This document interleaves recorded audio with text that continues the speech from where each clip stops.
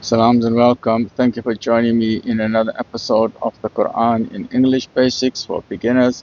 We are now starting with a summary of chapter 70 of the Quran, Surah Al-Ma'arij, the ascending steps from Sayyid Maulana Abdul Alam Maududi Rahmatullah Alayhi in his tafsir, the Tafhim al-Quran, the meaning of the Quran. The name. The surah takes its name from the word Dhil Ma'arij in verse number 3. The period of revelation, similar to the conditions of the previous chapter, that means it's a very, very early chapter in Mecca. The theme and subject matter.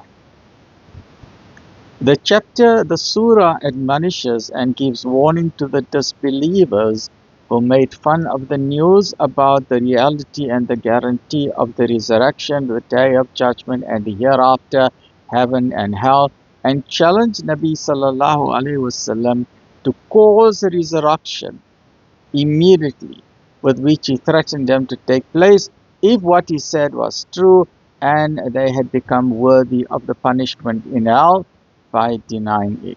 The entire surah is meant to answer this denial. The surah opens with the words to the effect: a demander has demanded a torment. He is challenging Allah to say, bring on your punishment to me. What arrogance of this person. A demander has demanded a torment, the torment which must befall the deniers. And when it takes place, there will be none to prevent it. But it will take place at its own appointed time. Allah has His own way of doing things, and He is not unjust. Therefore, have patience, O Prophet, at what they say.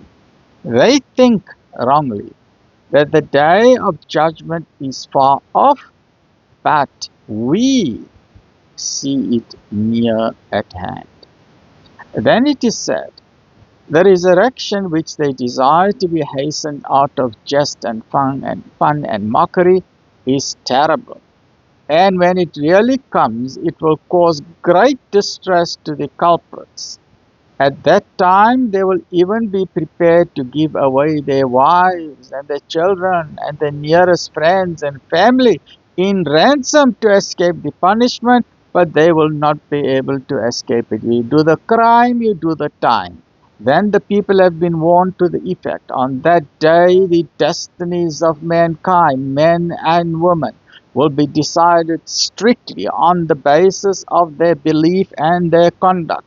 Those who turn away from the truth in this world and amass wealth and use wealth as their God, they are worshipping money and withhold it from the poor, the needy, the orphans, the widows, and those who need, they will be doomed to hell. And those who fear the punishment of God here on the planet Earth, and they believe in the hereafter, and they keep up the prayer, and they discharge the rights of the needy out of their wealth, and they strictly avoid immoral and wicked deeds, and they practice honesty in all their dealings, and they fulfill their pledges and their trust and bear true witness, they will have a place of honor in paradise. In conclusion, the disbelievers of Mecca who rushed in upon Nabi Sal'lal'laa'hu A'layhi Was'sallam from every side as soon as they saw him in order to make fun of him and mockery and insulting him have been warned to the effect: if you do not believe, Allah will replace you by other people who will be better than you.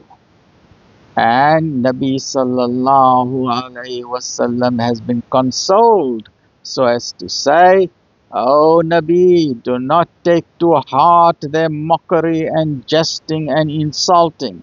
Leave them to indulge in their idle talk and their foolish conduct. If they are bent upon experiencing the disgrace and humiliation of the day of resurrection, they will themselves see their evil, and without a shadow of a doubt. So please don't delay. Get a copy of the Quran today so then you can figure out what is your meaning of life, purpose of life, what you're supposed to do here, how you can start investing in your bank balance in the hereafter, how you can start doing property investments in the hereafter, how you can start building up your property portfolio in the next life, and so on. What happens at death? What happens after death? How you're resurrected? How are you going to stand in front of God on the day of judgment? And so many other answers to fabulous questions are all found in this fabulous and outstanding book, the Kalamullah, the word of the Supreme Creator of the heavens and the earth. Please don't delay. Get your copy of the Quran today. Stay well, look after yourself. Alhamdulillah.